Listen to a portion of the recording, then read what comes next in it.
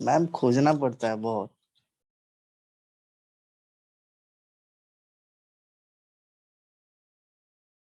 Rohit yes अच्छा, ma'am. Link खोजना पड़ता है, ठीक है, हम दोबारा से ढूंढना पड़ता है। लिंक सेव करके नहीं रखे हो, ठीक है, कोई बात नहीं, शेयर कर देंगे।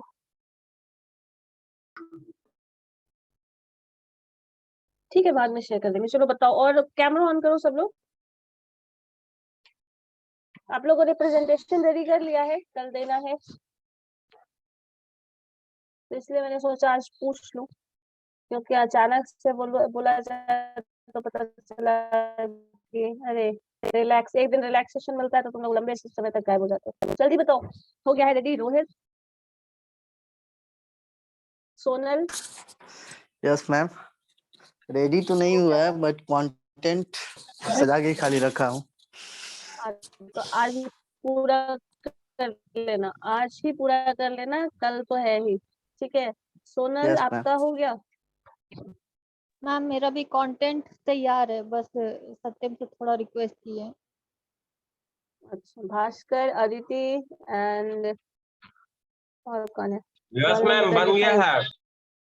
बन गया है, चलिए अच्छी बात है। अदिति भेज देंगे मैम आपको। मुझे भेज के कोई खास फायदा तो है नहीं, खाना ऐसे देखना होगा तो फिर देख लेंगे, कोई बात नहीं, दे सकते, लेकिन बोलना तो है, प्रेजेंट तो करना है क्लास में ही। मैम आप चेक कर लीजिएगा एक बार। अच्छा ठीक है, कर लेंगे, चलिए। मैम मैं भी कंटेंट भेज दूंगा, थोड़ा देख लीजिए। और तुम लोग के कौन कंटिन्यू लास्ट क्लास से वाला डिसगाइज अनस्ट्रक्चर्ड क्वेश्चन आया जो प्रिपेयर कर रहे थे? चलिए, एक टेबल शेयर कर रहे हैं, देखिए जरा, इसमें आपको ऑलमोस्ट सारे क्वेश्चनायर का डिफरेंस समझ में आ जाएगा। देखो, हम लोगों ने क्वेश्चनायर में पढ़ा था ना लास्ट डे, कुछ स्ट्रक्चर्ड क्वेश्चनायर है, डिसगाइज्ड क्वेश्चनायर है, अनस्ट्रक्चर्ड है, अनडिसगाइज्ड है, जो भी क्वेश्चनायर का सेटअप था, ठीक है, तो उसका सारा कैरेक्टरिस्टिक जो है वो तुमको इस टेबल में मिल जाएगा। क्वेश्चनायर के 4 टाइप्स थे, जो कि था structured and disguised, unstructured disguised, unstructured undisguised, unstructured undisguised, ठीक है। उसके सारे कैरेक्टरिस्टिक्स तुमको ये टेबल में मिल जाएंगे, जिसको कंपैरेटिव वे में पढ़ लो और याद रखना, जिससे पता चल जाएगा कौन सा स्ट्रक्चर्ड है, किसका क्या बेनिफिट है, कब किस सिचुएशन किसमें हम किसका इस्तेमाल कर सकते हैं, ये सारा कुछ इसमें आपको मिल जाएगा।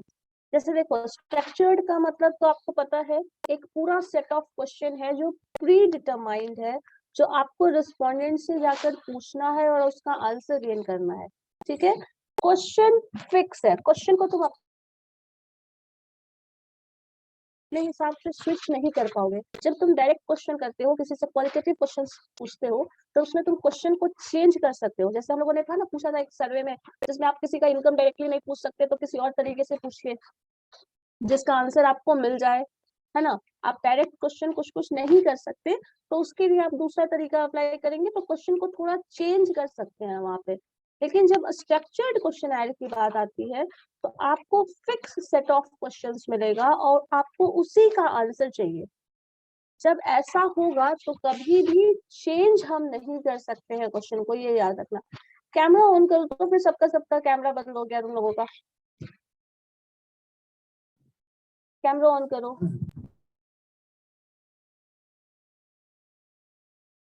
ठीक है, क्वेश्चन चेंज नहीं होगा, ये याद रखना एकदम। क्वेश्चन जो भी फिक्स क्वेश्चन है वही पूछा जाएगा, person to person question vary नहीं करेगा, तो ये याद रखना, कभी भी क्वेश्चन आयर में फिक्स रहेगा। अब देखो, स्ट्रक्चर्ड क्वेश्चन आयर क्या होता है। स्ट्रक्चर्ड क्वेश्चन आयर में the same question is posed to each respondent. सबसे सिंपल से तरीका है, मैंने अभी जस्ट बताया। कभी भी क्वेश्चन आयर अगर सेट हो चुका है, प्री शेड्यूल्ड क्वेश्चन है, तो कभी भी वो चेंज नहीं होगा। तो यहाँ पे सबसे पहला कैरेक्टरिस्टिक लिख दिया, यहाँ पे सेम सेट ऑफ क्वेश्चन जो है वो सबको दिया जाता है, ईच एंड एवरी रिस्पोंडेंट उसी क्वेश्चन का आंसर करेगा। तो पहला कैरेक्टरिस्टिक ये उसका हो गया, the same question is posed to each respondent. ठीक है, तुमसे भी जो क्वेश्चन पूछा गया है वही किसी और से भी पूछा जाएगा, हर किसी से सेम ही क्वेश्चन पूछा जाएगा। जैसे सेंसस का रिकॉर्ड देते हैं ना गवर्नमेंट को, हर साल, हर 10 साल पे जो सेंसस गवर्नमेंट कंडक्ट कराती है, उसमें आपसे क्वेश्चन अलग पूछा जाता है, आपके बगल वाले घर से कुछ और क्वेश्चन पूछा जाएगा, ऐसा तो नहीं होता है। सबके घर से सेम ही इंफॉर्मेशन निकाला जाता है या नहीं, ये बताओ पहले, पता है ना ये चीज? Yes ma'am. आपसे जो क्वेश्चन पूछा जाएगा, आपके पड़ोस में जितने लोग होंगे, पूरे इंडिया में जितने पर्सन है, सबसे उतना ही क्वेश्चन पूछा जाएगा, सेम क्वेश्चन होगा, nature of the question same होगा, कैरेक्टरिस्टिक जो कुछ भी है सब सेम रहेगा। दूसरा है administering the questionnaire and post administration work is simple. अब यहाँ पे ये चीज देखना, कभी भी क्वेश्चनायर से आंसर जो गेन किए हैं, तो पोस्ट एडमिनिस्ट्रेशन वर्क जो होगा वो क्या होता है, आपसे क्वेश्चंस पूछा गया और उन सबको आप एक फॉर्म फिल करके दिए। सबसे अच्छा एग्जांपल, मान लो कुछ नहीं समझ में आता है, तो जो इंफॉर्मेशन आप सेंसस में गवर्नमेंट को देते हैं, वो फॉर्म तुम्हारे घर का इंफॉर्मेशन है, वो एक घर का इंफॉर्मेशन है। वैसे कितने घर होंगे, जितना है सबका एक पेपर में इंफॉर्मेशन होगा। आप सारे पेपर ऑफ इंफॉर्मेशन को, सारे पेपर को आप अलग अलग तो नहीं पढ़ते हैं, उन सबको एक जगह मास्टर अलग अलग पेजेस में था, उसको एक टेबल में, मान लो एक्सेल शीट में, सबको एंटर कर लिया जाता है। तो यहाँ पे क्वेश्चन चूंकि सबसे सेम पूछा गया था, आंसर में ऑप्शंस सेम थे, तो जो आंसर आएगा, रिस्पॉन्स जो होगा, वो उसको एक जगह एक्सेल शीट पे मेंटेन करके लिखा जा सकता है ना। 50 लोगों ने ऑप्शन ए टिक किया, 20 लोगों ने ऑप्शन बी टिक किया, तो ये सारा रिकॉर्ड एक जगह मिल जाता है। तो इससे क्या होता है कि जो कोडिंग टेबुलेशन जो हम बाद में करते हैं, जो हमने डेटा कलेक्ट किया उसका जो बाद में हम पोस्ट एडमिनिस्ट्रेशन वर्क कर रहे हैं, वो ज्यादा आसान हो जाता है। जब पोस्ट एडमिनिस्ट्रेशन जो भी वर्क रहेगा, वो मतलब आपने डेटा कलेक्ट कर लिया, डेटा कलेक्ट करने के बाद एक मास्टर चार्ट बनाओगे, उस मास्टर चार्ट में इंफॉर्मेशन जो गैदर की हो, सब कुछ फीड करना बहुत आसान रहेगा।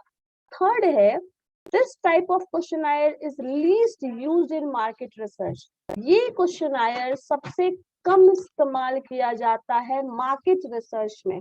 मार्केट रिसर्च में इससे ज्यादा इंफॉर्मेशन नहीं मिलता है, ये गवर्नमेंट कराती है। सेंसस में देखे होंगे, फीडबैक फॉर्म जो तुम फिलअप करते हो वो होता है ऐसा, लेकिन मार्केट रिसर्च के लिए इस तरह का क्वेश्चनायर नहीं बनाया जाता।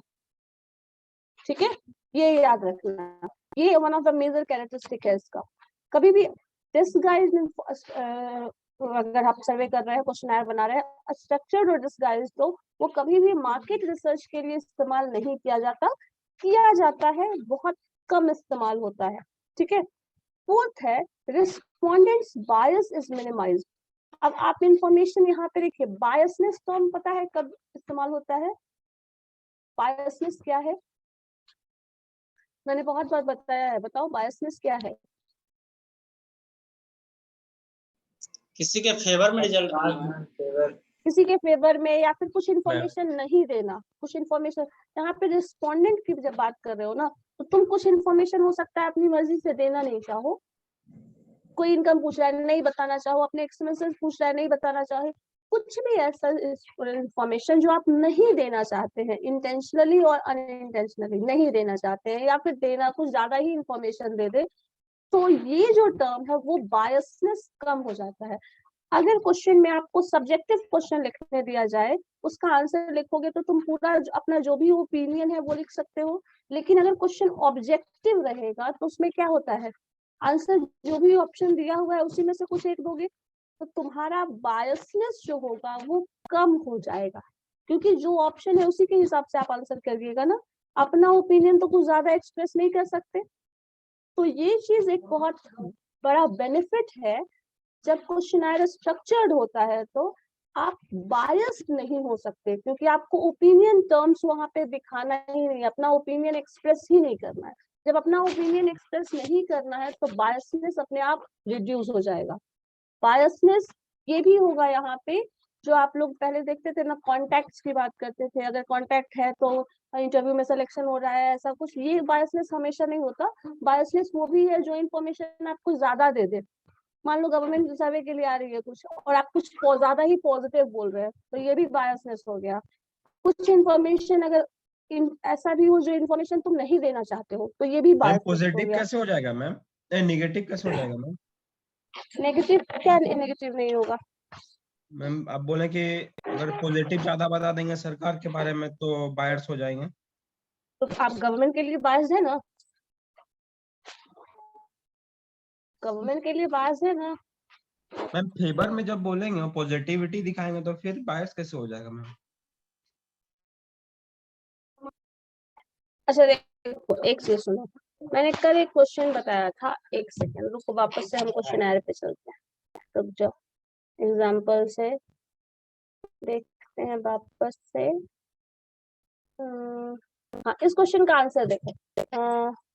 क्वेश्चन है subject attitude towards cyber law and the need for government legislation to regulate it। ठीक है, ये क्वेश्चन है। इस क्वेश्चन के 5 ऑप्शंस दिए हैं। certainly not needed at present, certainly not needed, I page can't number say, कितना है ma'am? very urgently needed, not urgently needed। एक सेकंड मुझे देखना पड़ेगा, पेज तो लिखा नहीं है, जस्ट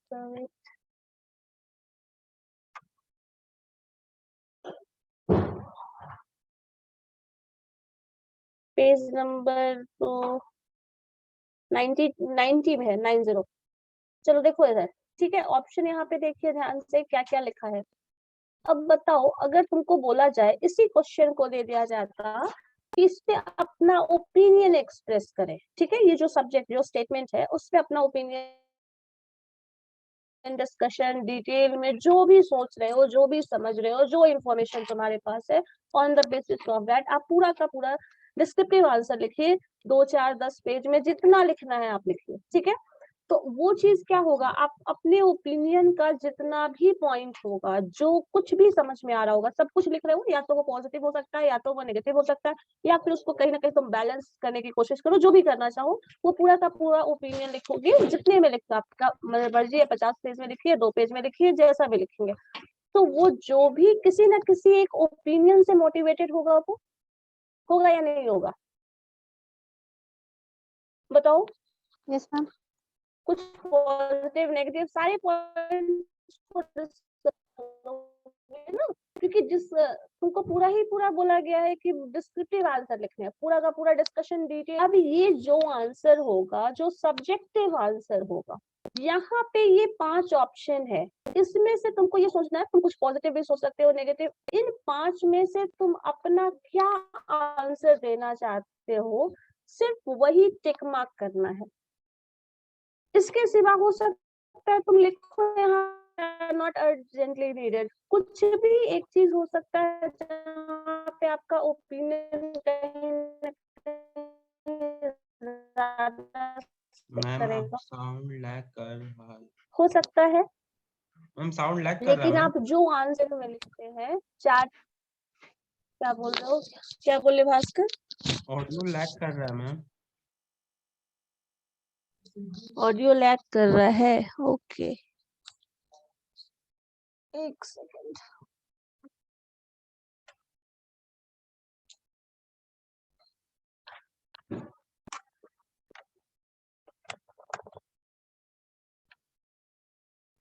चलो अब ठीक है, आवाज आ रही है? इतना बोल दिया, सब बेकार चला गया? क्या मैम? इतना बोल दिए, सब बेकार चला गया? कुछ सुनाई नहीं दे रहा था? मैम बोल रहे थे तो आवाज भी नहीं लगता जा रहा था क्या? हाँ, आपकी आवाज नहीं आ रही थी मुझे। चलो ठीक है, अब सुनाई दे रहा है ना? Yes ma'am.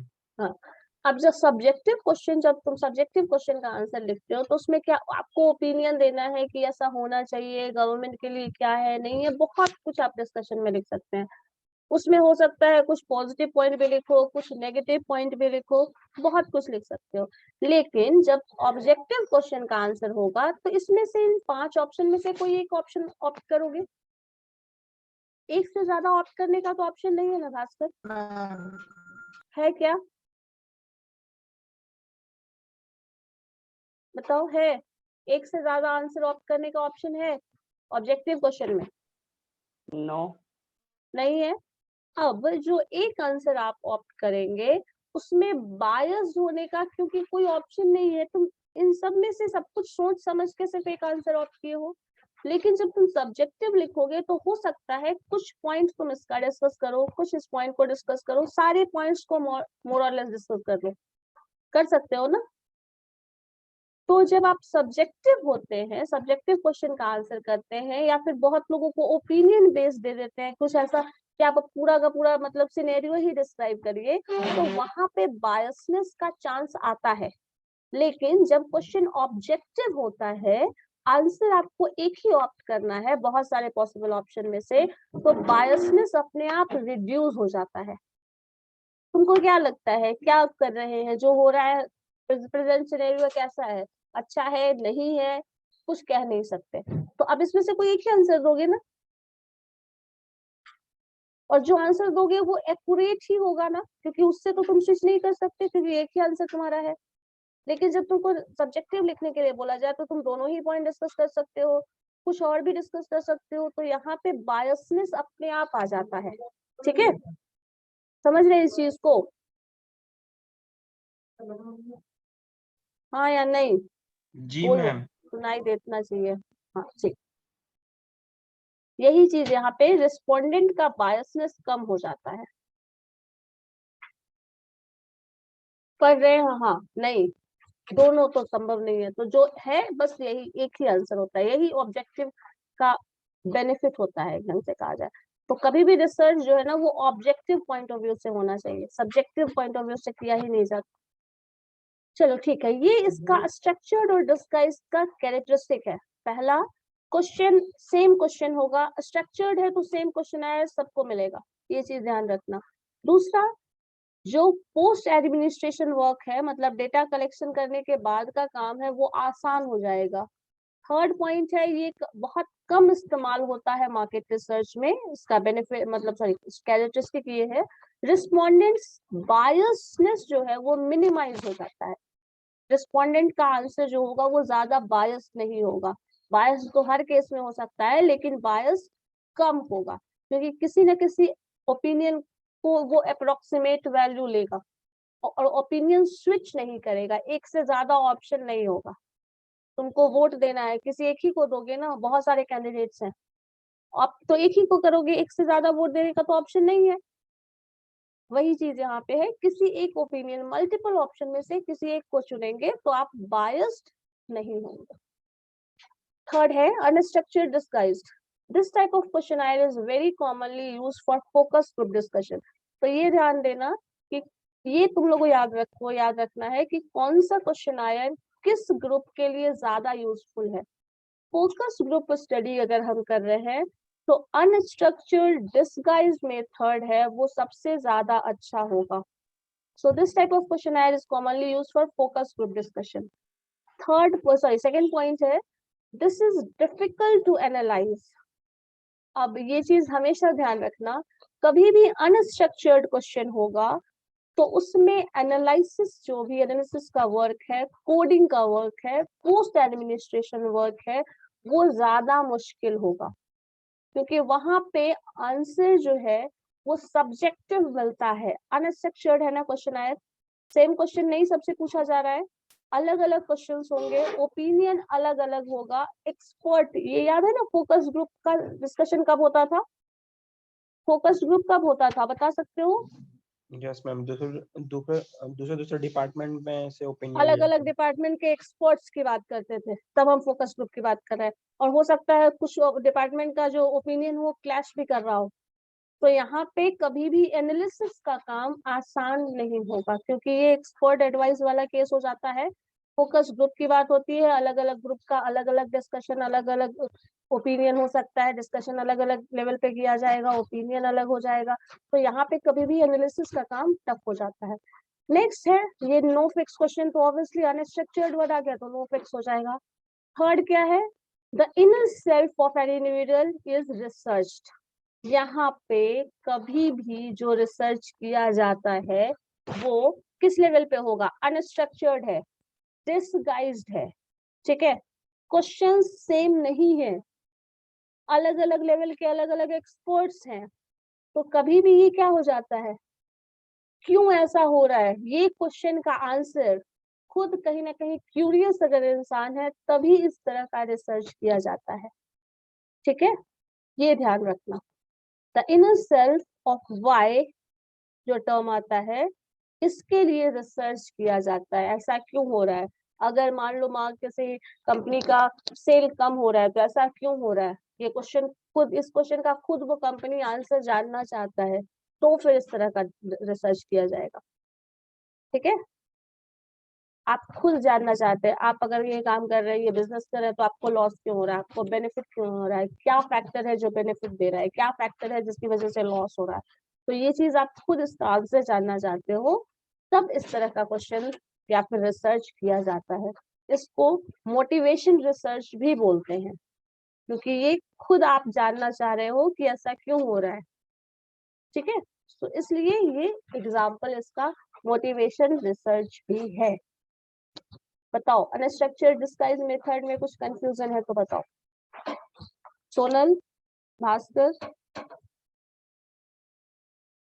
Krishna,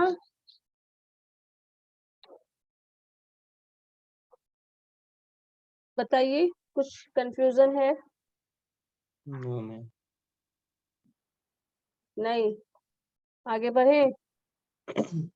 motivation research है कल आएगा मैम, ये मेरी तरफ से। मोटिवेशन रिसर्च बोल सकते हैं ना, जैसे तुमको खुद जानना है, मान लो कभी अगर चाहते हैं कि आपका कंपनी बहुत ग्रोथ करे, तो आपको दिख रहा है कि हम सोच क्या रहे हैं, हो क्या रहा है, चलो हो रहा है बहुत लॉस, तो इतना कुछ सब कुछ अच्छा अगर हम कर रहे हैं अपने लेवल पे, सपोज फिर भी लॉस हो रहा है, तो क्या रीजन है। और ये सिर्फ तुम्हारे सोचने से तो मिलने वाला नहीं है इसका आंसर। अलग अलग टीम होगी, marketing team, advertisement, production, sales, सारे अलग अलग डिपार्टमेंट के एक्सपर्ट लेवल पे बात करो, कोशिश करो फाइंड आउट करने की कि रीजन क्या है सेल्स डाउन होने का। कर सकते हैं, ये आपके खुद के अकेले का काम नहीं है, लेकिन आपको खुद ये चीज, ये फैक्टर कहीं ना कहीं आपको ये मोटिवेशन खुद मिला है ना कि हमको लॉस हो रहा है तो क्यों हो रहा है, ये जानना आप खुद चाह रहे हैं, तो फिर इसका आंसर फाइंड आउट करेंगे। नहीं तो सब कुछ ठीक चल रहा है, कुछ प्रॉब्लम ही नहीं समझ में आ रहा है, कुछ जरूरत ही नहीं है, तो फिर ये रिसर्च होगा ही नहीं। क्या है या नहीं, बताओ। Yes ma'am. तो जब आपको खुद खुद क्यूरियस हो गए ना किसी चीज को जानने में, कोई फैक्टर ऐसा क्यों हो रहा है, तब ये मतलब एक काइंड ऑफ एक्सप्लोरेटरी रिसर्च वाला बात बोल सकते हैं। खुद मोटिवेशन अगर आ रहा है आपको कि ऐसा जानना है, क्या रीजन है, क्या फैक्टर है, तो फिर आप ऐसा रिसर्च करेंगे, अदरवाइज जरूरत नहीं। मतलब ये ऑन डिमांड नहीं होता। चलो, थर्ड है अनस्ट्रक्चर्ड अनडिस्गाइज्ड। अनस्ट्रक्चर्ड, कभी भी अनस्ट्रक्चर्ड वर्ड आया मतलब क्वेश्चन फिक्स नहीं होगा। ठीक है, अब यहाँ पे देखो, अनडिस्गाइज का मतलब क्या हो गया, यहाँ पे डिस्गाइज नहीं किया जा रहा है, मतलब क्या कहा जाए, डिस्गाइज नहीं होने का मतलब क्या था, डिस्गाइज नहीं होने का मतलब क्या था। मैम इनडायरेक्ट तरीके से। हाँ, डायरेक्ट पूछ रहे हैं। डिस्गाइज का मतलब क्या था सत्यम, आप बताइए तो, डिस्गाइज क्या था।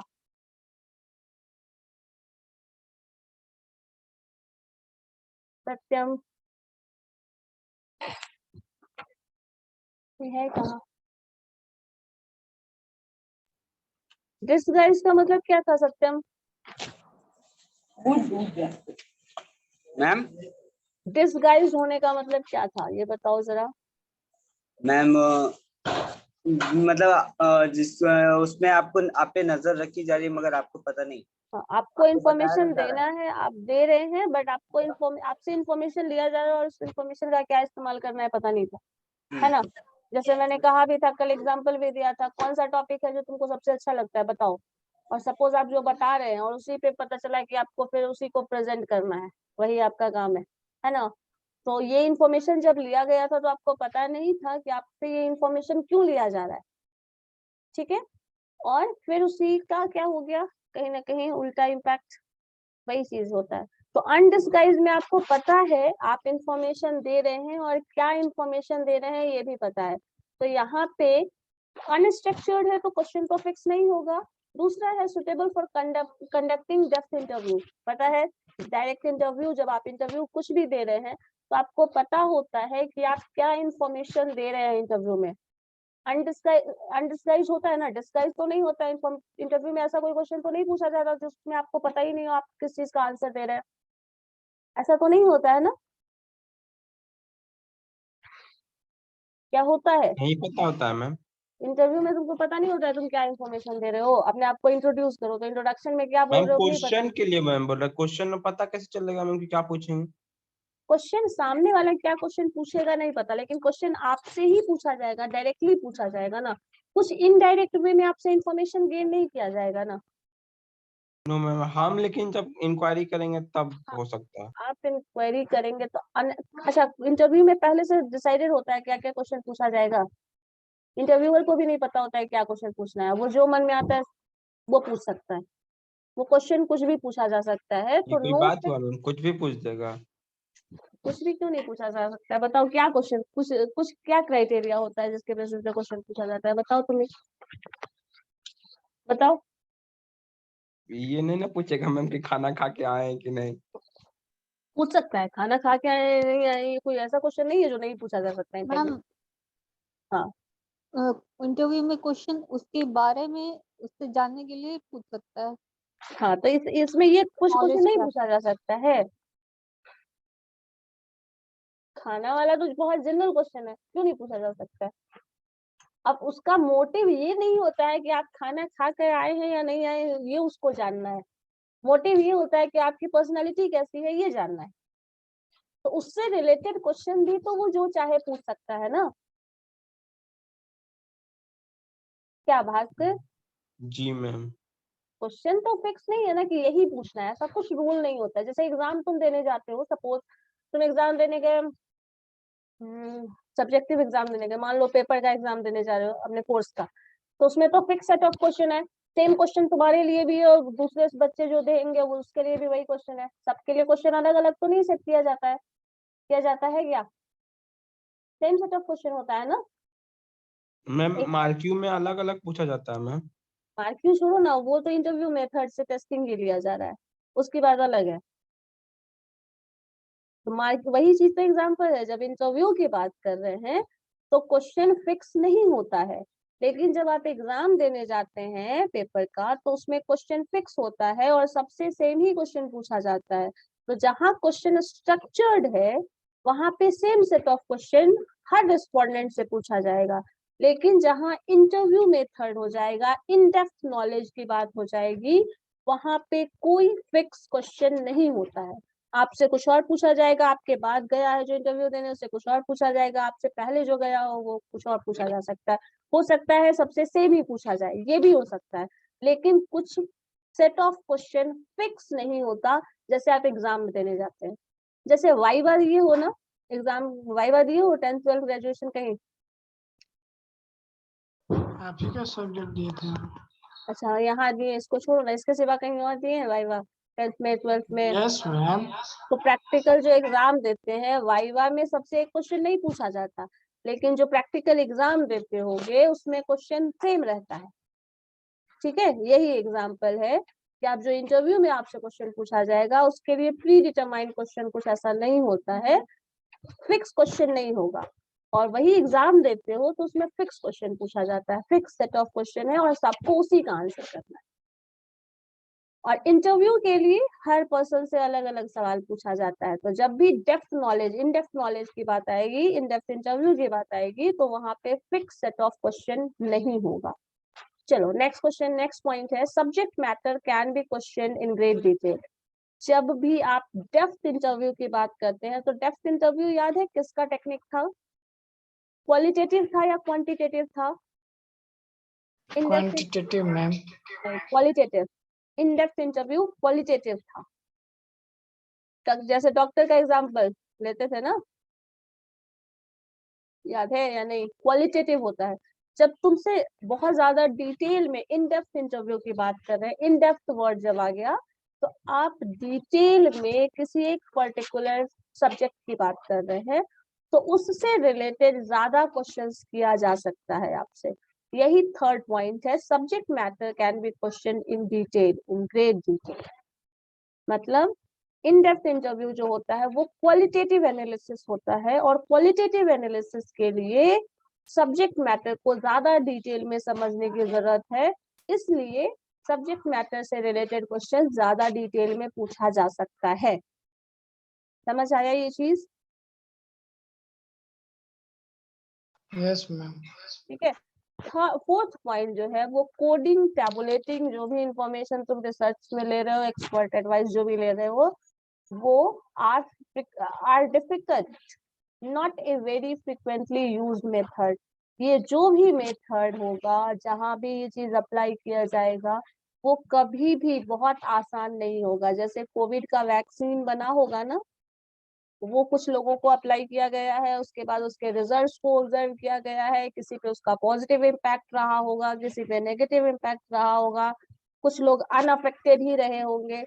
तो ये बहुत ज्यादा इस तरह का होगा, डिटेल में आपको जानना है। अब उन सब ने जो एक सपोज कुछ क्या कहा जाए, काइंड ऑफ एक्सपेरिमेंट कंडक्ट किया है, उससे जो रिजल्ट निकलेगा, कंक्लूजन निकलेगा फाइनली, उसको पूरे डिटेल में डिस्कशन करने के बाद उसका आगे जो अभी इतने लोगों पे इम्प्लीमेंट किया गया, क्या उसका बेनिफिट हुआ नहीं हुआ, वो सब ऑब्जर्व करने के बाद में उसका इस्तेमाल किया जाता है। तो कभी भी ये चीज जो है हर सब्जेक्ट के लिए स्पेसिफिक वे में किया जाता है, एक ही चीज को दूसरे पे रिपीट नहीं किया जा सकता। तो ये हमेशा फ्रिक्वेंटली इस्तेमाल होने वाला मेथड नहीं है। मतलब अगर इंटरव्यू लेने का तरीका तुम्हारे लिए कुछ हो सकता है, तो जरूरी नहीं है वो दूसरे के लिए भी वही हो। कोई मेडिसिन आपको अगर दिया गया है, तो उसका इफेक्ट जैसा आप पे है वैसा ही जरूरी नहीं है किसी और पे है। सब पे अलग अलग तरीके से वो रिएक्ट करेगा। इन जनरल जो रिएक्शन हम देख रहे हैं और जिसको ऑब्जर्व किए हैं, हम उसका इस्तेमाल करेंगे, एज अ कंक्लूजन हम उसको ले सकते हैं। लेकिन सब पे रिएक्शन जो होगा वो सबका क्या होगा, अलग अलग होगा। तो सबके लिए जब इस मेथड की बात करते हैं, तो उसका कोडिंग, टैबुलेशन जो भी हम करेंगे, वो हर एक्सपेरिमेंट के लिए अलग अलग किया जाएगा। अगर ओपिनियन बेस्ड सर्वे है, तो स्टूडेंट ग्रुप से हम कोई ओपिनियन ले रहे हैं, तो वो ओपिनियन अलग होगा। उसी सब्जेक्ट की अगर बात करें, उसी टॉपिक की बात करें, अगर हम उससे थोड़े बड़े लोगों से, एडल्ट से बात करें, या फिर उससे भी मान लीजिए कुछ एज ग्रुप ही बदल दो, तो फिर उनका जो ओपिनियन होगा, उसके लिए टैबुलेशन और कोडिंग जो किया जाएगा वो अलग तरीके का किया जाएगा। जो बच्चों से पूछा जा रहा है उसका तरीका, कोडिंग, सब कुछ अलग होगा। तो यही चीज यहाँ पे बोला जा रहा है, ये फ्रिक्वेंटली यूज्ड सर्वे नहीं होता। मेथड जो है वो एक बार जो अप्लाई किया गया जैसा है वैसा ही दूसरे के लिए न हो, ये जरूरी नहीं है। सबका ट्रीटमेंट, अगर आप डॉक्टर के पास जाते हैं, तो सबका ट्रीटमेंट का कुछ सेटअप प्रोसीजर होता है ना, जो सेम होता है। लेकिन हर जो पेशेंट होगा उसका ट्रीटमेंट सेम ही तरीके से किया जाएगा क्या हर डिजीज के लिए? नहीं किया जाता है ना, नो मैम। डिफरेंट होगा सबका, अलग अलग वे में डिजीज डायग्नोज किया जाएगा। तो यही चीज यहाँ पे समझना है, एक ही मेथड सबके लिए इस्तेमाल नहीं होता, और वही चीज जो किया गया है फ्रिक्वेंटली यूज हो जरूरी नहीं है। हो भी सकता है, नहीं हो सकता, बट सेम नहीं होगा। नेक्स्ट जो है लास्ट, स्ट्रक्चर्ड और अनडिस्गाइज्ड। मतलब यहाँ पे क्वेश्चन, इसमें क्या चेंज हो गया, अनडिस्गाइज्ड तो है ही, ये जो क्वेश्चन अनस्ट्रक्चर्ड था वो क्वेश्चन स्ट्रक्चर्ड हो गया। तो यहाँ पे क्वेश्चन स्ट्रक्चर्ड हो गया, तो fix set of question for every respondent होगा, ये तो श्योर है। उसके बाद क्या बोला जा रहा है, अनडिस्गाइज्ड है, मतलब इंफॉर्मेशन आप दे रहे हैं ये आपको पता है। यहाँ पे अब इसमें क्या क्या इंफॉर्मेशन हो सकता है, जो इंफॉर्मेशन आप दे रहे हैं क्वेश्चन स्ट्रक्चर्ड हो जाएगा। तो ये तो याद रखो, सेकेंड पॉइंट, इजी टू क्या कहा जाए, टैबुलेशन इजी हो जाएगा, पोस्ट एडमिनिस्ट्रेशन जो वर्क है वो इजी हो जाएगा। तो ये कुछ पॉइंट है, वो अगर आपको एक में समझ में आ जाता है ना, तो दूसरे में वही सेम है, कॉपी हो जाएगा। Fix set of question for every respondent, पहले वाले में भी यही था। एक सेकेंड रुक जाओ, अब कंपैरेटिव वे में थोड़ा इसको देख लो। देखो, same set of question for each respondent, first structured था, लास्ट स्ट्रक्चर्ड है, सेम क्वेश्चन आ गया ना, fix set of question for every respondent. Next है easy to administer coding, tabulation जो है वो बहुत इजी है, सेम पॉइंट सेकंड वाले में था, सेम यहीं पे है।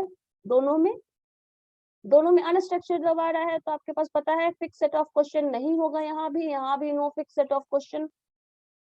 ठीक है, सो कंपैरेटिव वे में इसको देखिएगा। तो हाँ, inappropriate when researcher wants to probe deeper. अब देखो क्वेश्चन अगर स्ट्रक्चर्ड कर देते हो ना, तो कभी भी क्वालिटी इंफॉर्मेशन नहीं मिलता, क्वांटिटी इंफॉर्मेशन मिलता है। कभी भी स्ट्रक्चर्ड अगर कर देगा क्वेश्चन को, तो इंफॉर्मेशन जो मिलेगा वो क्वालिटी इंफॉर्मेशन मिलेगा, सॉरी क्वांटिटी इंफॉर्मेशन मिलेगा, क्वालिटी इंफॉर्मेशन नहीं मिलता। ठीक है, तो यहाँ पे ये चीज देख सकते हैं कि ये इनअप्रोप्रिएट हो जाएगा कब, जब आपको ज्यादा डेप्थ रिसर्च करना है, क्वालिटी बेस्ड सर्वे करना है, तो ये तरीका सुटेबल नहीं होता है, स्ट्रक्चर्ड तरीका सुटेबल नहीं होता। जब तुमको क्वालिटी इंफॉर्मेशन चाहिए, किसी का पर्सनालिटी जजमेंट करना है, तो जो सेट ऑफ क्वेश्चन तुम पूछ रहे हो, उसी सेट ऑफ क्वेश्चन से, जिस सेट ऑफ क्वेश्चन से हम तुम्हारा पर्सनालिटी जजमेंट कर रहे हैं, वही सेट ऑफ क्वेश्चन से हम दूसरे का पर्सनालिटी जजमेंट नहीं कर सकते, क्योंकि सबका पर्सनालिटी अलग होगा, एक दूसरे से होगा। तो सेम सेट ऑफ क्वेश्चन से आप जजमेंट नहीं कर सकते। जब आपको क्वालिटी इंफॉर्मेशन चाहिए, तो कभी भी स्ट्रक्चर्ड वे ऑफ क्वेश्चन से हम नहीं जा सकते। तो यहाँ पे ये देखना, ये हमेशा इनअप्रोप्रिएट होता है जब आपको ज्यादा डेप्थ रिसर्च करना होता। नेक्स्ट है इजी टू एडमिनिस्टर्ड कोडिंग। ये तो पता है, अगर फिक्स सेट ऑफ क्वेश्चन है तो इजी काम तो हो ही जाना है। जो टेबुलेशन होगा वो सेम होगा। जैसे पोलिंग वगैरह देखे हो ना, एक क्वेश्चन है, 10% लोगों ने ऑप्शन ए दिया है, 20% लोगों ने ऑप्शन बी ऑप्ट किया है, 30% लोगों ने ऑप्शन सी ऑप्ट किया है, जो रिमेनिंग बच गए वो ऑप्शन डी ऑप्ट कर रहे हैं। तो यहाँ पे आसान हो गया ना, टैबुलेशन होता है सोनल। Yes ma'am. तो ये चीज यहाँ पे समझना, जब भी स्ट्रक्चर्ड होगा तो ये दो चीज बहुत आसान है, fix set of question, easy to tabulation, और जो भी रिस्पोंडेंट का जो आप कोडिंग करने वाले हैं वो जाए। थर्ड है, sorry, fourth, the last one. Due to structuring and undisguised nature of the questionnaire, there is no possibility of the respondent misunderstanding the question. This is the most commonly used method. ये चीज हमेशा ध्यान रखना, ये जो method है, जितना तुम रिव्यू देते हो, जो क्या फीडबैक फॉर्म भरते हो, जो सेंसस का डेटा देते हो, जो कुछ भी करते हो, मैक्सिमम केस में यही सुटेबल मेथड है जिसमें अनडिस्गाइज्ड है। That means you are you know that you are going to give this kind of information। और स्ट्रक्चर्ड सेट ऑफ क्वेश्चन है, मतलब फीडबैक फॉर्म अगर फिल करते हैं तो आपको पता है जो फीडबैक फॉर्म आप फिल कर रहे हैं वही कोई और भी फिल कर रहा है, मतलब जितने भी नंबर ऑफ पर्सन आ रहे हैं सबके सब वही फीडबैक फॉर्म भर रहे हैं। तो स्ट्रक्चर्ड है, और जितना भी इंफॉर्मेशन दिया जा रहा है आपको पता है आप इंफॉर्मेशन क्या दे रहे हैं। तो मैक्सिमम केस में यही यूज मेथड होता है, मतलब यही मेथड यूज किया जाता है, वो सेंसस हो, नेशनल फैमिली हेल्थ सर्वे हो, कोई भी सर्वे जो किया जाता है, 90% सर्वे में यही क्वेश्चन आया, यही स्ट्रक्चर दिया जाता है।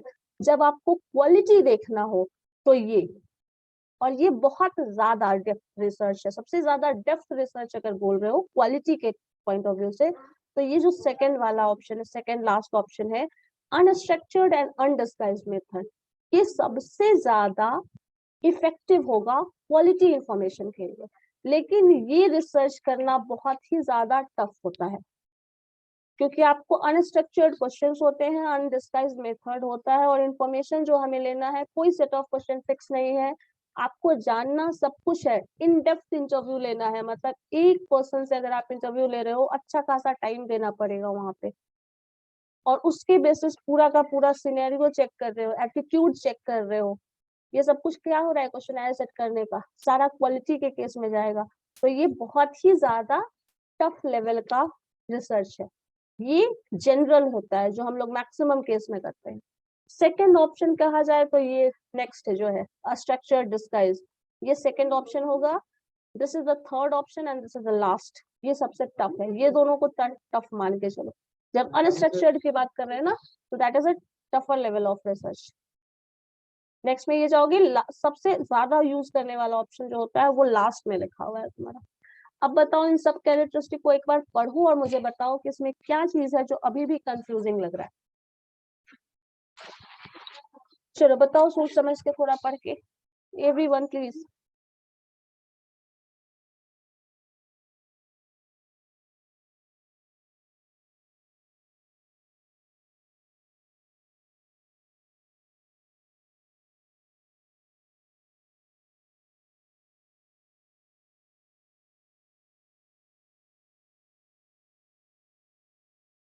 मैम फर्स्ट का 4th पॉइंट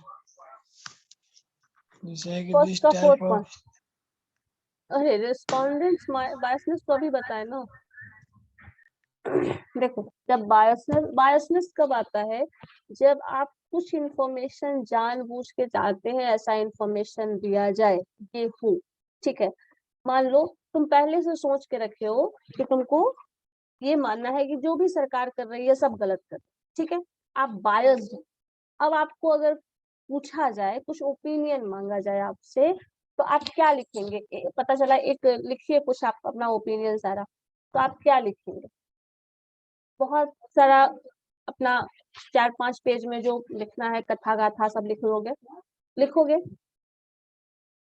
बताओ।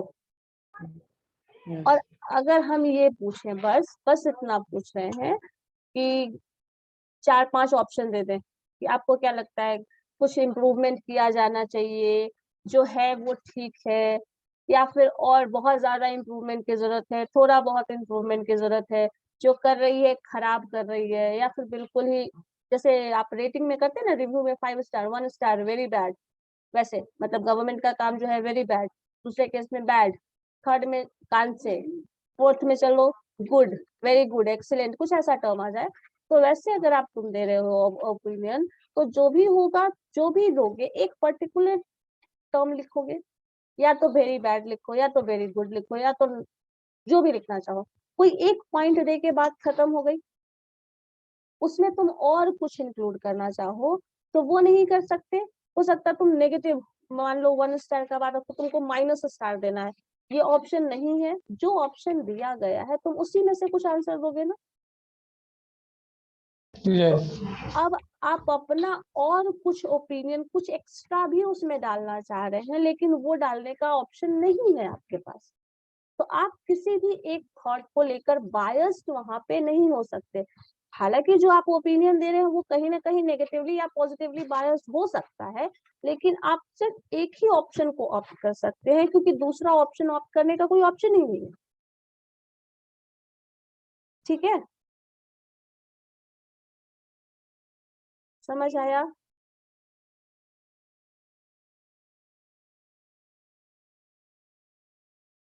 या फिर कुछ ऐसा बोलो गवर्नमेंट बहुत अच्छा काम कर रही है लेकिन ऐसा भी होना चाहिए, ये भी और कर सकती है, तो ये चीज तुम इंक्लूड कर रहे हो ना, तो उसमें तुम्हारा कहीं ना कहीं थॉट क्या कहीं ना कहीं रिप्रेजेंट हो रहा है ना, कहीं ना कहीं रिक्वेस्ट हो रहा है ना उस थॉट से, वो चीज का ऑप्शन तुमको नहीं मिलेगा। मैम किसी टॉपिक के बारे में बहुत ज्यादा पॉजिटिव बोल देना या बहुत ज्यादा नेगेटिव बोल देना, ये भी बायस हो सकता है। पॉजिटिव बोल देना, नेगेटिव बोल देना बायस्ड हो सकता है, हम मान सकते हैं इस बात को, लेकिन जब आप रिसर्च कर रहे हैं, लोगों के ओपिनियन की ही बात रिसर्च कर रहे हैं, लोगों का थॉट ही देखना चाहते हैं, सपोज प्रेजेंट गवर्नमेंट के बारे में लोगों का थॉट जानना चाहते हैं, ओपिनियन बेस्ड सर्वे है, तो कुछ ना कुछ बायसनेस तो होगा ना, क्योंकि ओपिनियन जो भी लोगों का है एक्सप्रेस तो वही करेंगे, यस मैम। एक्सप्रेस वही करेंगे। अब वो बायस्ड हो या नहीं हो वो अलग बात है, उनका ओपिनियन हमको जानना है। कभी कभी ऐसा भी होता है ना कि बहुत अच्छा काम कर रही है लेकिन ये बहुत बुरा कर रही है, होता है। मतलब आपका ओपिनियन तो खुद पता नहीं चल रहा है कि कहाँ है, ना ही आप पूरी तरह पॉजिटिव बोल रहे हैं ना ही आप पूरी तरह नेगेटिव बोल रहे हैं, हो सकता है। या फिर बहुत अच्छा है बट इसमें कुछ ऐसा कुछ होना चाहिए, तो ये जो एक्स्ट्रा टर्म आप इंक्लूड कर रहे हैं यहाँ पे उसको बायसनेस बोला जा रहा है। बायस्ड होना, जब आप ओपिनियन की बात कर रहे हैं तो ओपिनियन किसी न किसी पॉइंट से कुछ न कुछ से तो मोटिवेटेड होगा ना, होगा या यस नहीं मैम। होगा? तो तुम या तो अपने प्रेजेंट कंडीशन से बहुत खुश हो, नहीं हो सकता है, चलो ठीक है, जो है एवरेज कुछ भी बोल सकते हो ना, कोई एक पर्टिकुलर, तो वो अपने सिचुएशन पे बेस्ड आप ओपिनियन दे रहे हैं ना, तो वो जो भी ओपिनियन होगा वो कहीं ना कहीं थोड़ा उस लेवल का तो होगा ना, क्योंकि ओपिनियन ही है। ओपिनियन किसी न किसी एक दिन में तो किसी का कोई ओपिनियन बनता नहीं है, बनता है वो एक लंबे समय तक चलता आ रहा है, ऐसा कुछ हो रहा है, ये चीज आप सोच रहे हैं, आप उससे ज्यादा इंटरेक्ट कर रहे हैं तो आपको ऐसा लग रहा है ये ओपिनियन आपका बना है, तो वो जो ओपिनियन बना है मुझे उसी के बारे में जानना है, यस मैम। लेकिन उसमें और कुछ इंक्लूड करने का ऑप्शन नहीं होता है जब हम ऑब्जेक्टिव क्वेश्चन की बात कर रहे हैं। जैसे कभी कभी होता है ऑब्जेक्टिव क्वेश्चन में तुम इस तरह क्वेश्चन का आंसर देते हो, ये अब उसमें तुमको और ज्यादा आता है, तुम उसका एक्सप्लेनेशन भी देना चाहते हो, बट एक्सप्लेनेशन नहीं दे सकते ना, ऑब्जेक्टिव क्वेश्चन है तो। सब्जेक्टिव होता है तो दे सकते हो, यस मैम। ठीक है। जब सब्जेक्टिव में आप कुछ ज्यादा इंक्लूड कर रहे हैं, वो चीज यहाँ पे बायसनेस होगा। जब रिसर्च क्वेश्चंस की बात आती है तो बायस होना थॉट की बात है, तो वो तो होगा ही, वो तो होगा ही, किसी न किसी पर्टिकुलर पॉइंट से तो वो थॉट बायस है ही, और उसी ओपिनियन को ही हमें जानना है ना। तो यहाँ ओपिनियन बेस्ड सर्वे जब आता है, पीपुल्स एटीट्यूड की बात कर रहे हैं, तो वो कुछ ना कुछ तो बायस्ड होगा, बट उसमें और ज्यादा बायसनेस इंक्लूड हो जाए कि ये चीज, मतलब कभी कुछ लोग ऐसे होते हैं ना, अलग अलग लोगों के पास अलग अलग बात बोलते हैं, वो चीज तो नहीं होगा ना कि अब तुम एक पेपर साइन कर चुके हो, ऐसा कुछ ऐसा लिख दिए हो, दूसरी बार जाओगे तो फिर बदल लोगे, ये नहीं हो सकता, समझ गए। वही चीजें आते हैं, जैसे वोट देना है, अब किसी एक को ही वोट दे रहे हैं, सब लोगों की बात सुन रहे हैं, सब लोगों से हो सकता है इन्फ्लुएंस हो कहीं ना कहीं, कुछ ना कुछ लेवल तक, लेकिन आप वोट तो किसी एक को ही करेंगे। वही चीज है, बहुत सारे ऑप्शंस दिख रहे हैं आपको, बट उसमें से एक ही ऑप्ट कर सकते हो, यही ऑब्जेक्टिव क्वेश्चन का मतलब ही होता है। और रिसर्च का रिजल्ट भी ऑब्जेक्टिव ही आना चाहिए, इसलिए nature of question maximum case में ऑब्जेक्टिव होता है। लेकिन क्वालिटी बेस्ड जब की बात करें, तो वहां पे हमेशा ऑब्जेक्टिव के टर्म में हम नहीं दे सकते आंसर, इसलिए अनस्ट्रक्चर्ड और अनडिस्गाइज्ड वे जो होता है, वो सबसे ज्यादा सुटेबल मेथड होता है, ठीक है। इस चीज को थोड़ा सोचो तुम लोग। जी मैम। और कल के लिए रेडी हो जाइएगा, आज पूरी तरह प्रेजेंट कर ले, मतलब सॉरी, सारा प्रिपरेशन कर लेना, कल प्रेजेंट करना है, जी मैम। सब लोग लेके आइएगा। चलिए ठीक है, फिर नेक्स्ट क्लास में करेंगे। Okay then. मैम कंटेंट भेज देंगे मैम, देख लीजिएगा। ठीक, थैंक यू मैम। चलो ठीक है। Thank you ma'am. Thank you.